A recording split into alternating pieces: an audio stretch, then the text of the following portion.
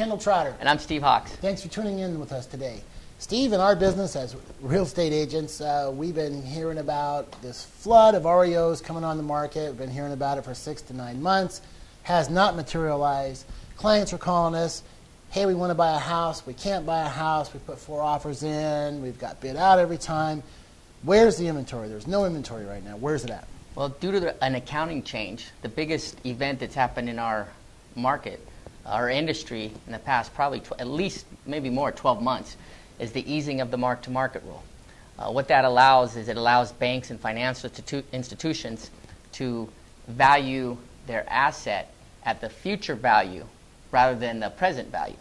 For example, in 2007 and 2008, when the banks were having all these write-downs and these huge losses, it was because every quarter they had to mark their assets what they currently were valued at. And their assets were, and what we're talking about are foreclosed homes. Level 3 assets are homes. And the technical rule is 157, FAS 157 and 159, which is for the banks, and it's eased that rule. It happened in April of 2009. So most people will think back to April of 2009 and see that's when the shortage of inventory happened. If you remember and recall in 2007 and 2008, houses were flying off the market. They would be put on as soon as they're foreclosed. The foreclosure process was 6 months. People are out.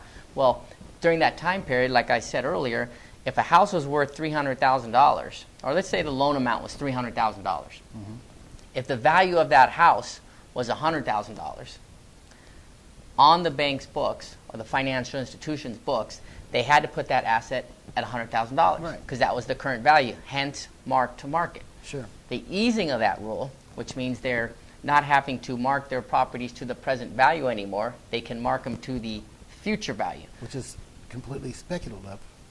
Yes, in a way.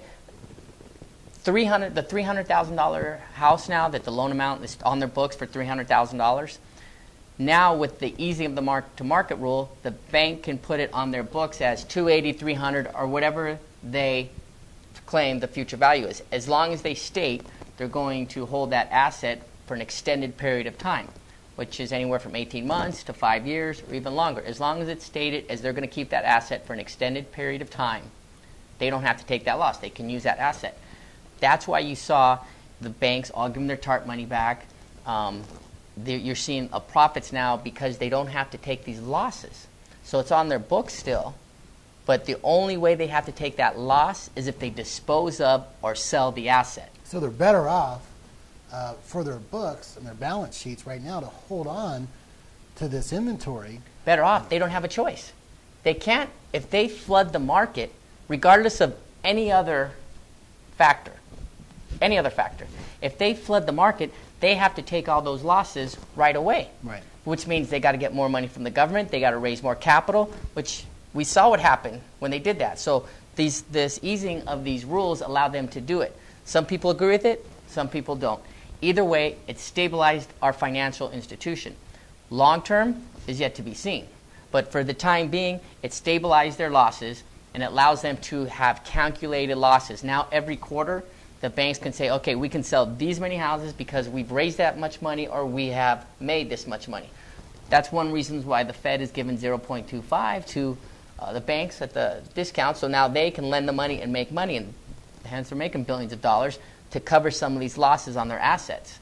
We'll see how long that can go, but as far as releasing in this flood of inventory, knowing this rule and knowing that the ease of the mark-to-market rule is in effect, until that rule changes, we can't have a flood because they have too many losses.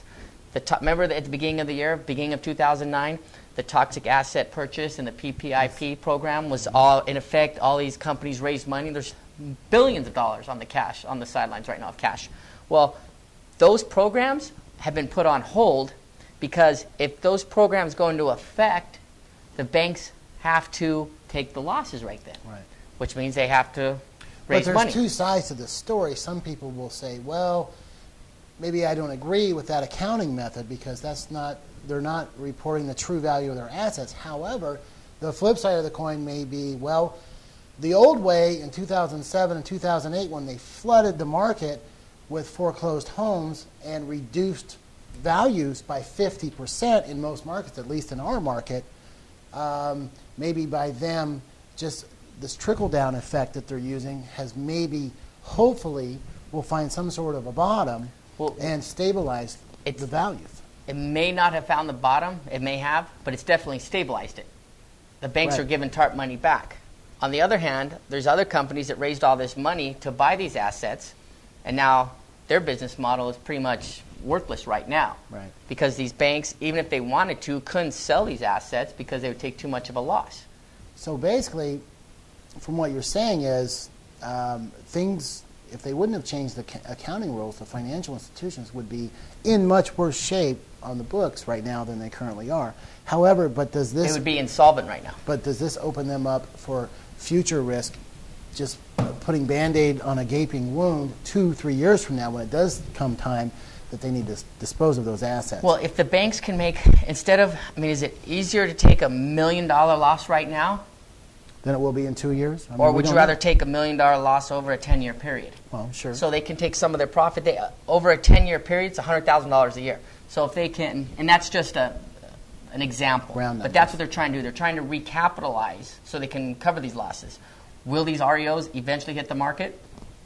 Yeah, you're assuming yes, but will they all be at once? No, there'll be a trickle. That's why you see a lot of the REOs turning into rentals now. They have rental programs now for the former owners, lease purchase programs. Right. So.